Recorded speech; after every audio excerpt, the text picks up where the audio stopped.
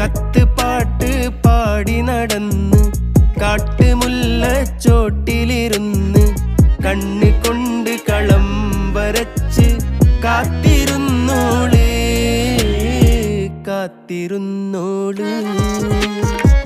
കത്ത് പാട്ട് പാടി നടന്ന് കാട്ടുമുല്ലച്ചോട്ടിലിരുന്ന് കണ്ണ് കൊണ്ട് കളം വരച്ച് കാത്തിരുന്നോള് കാത്തിരുന്നു.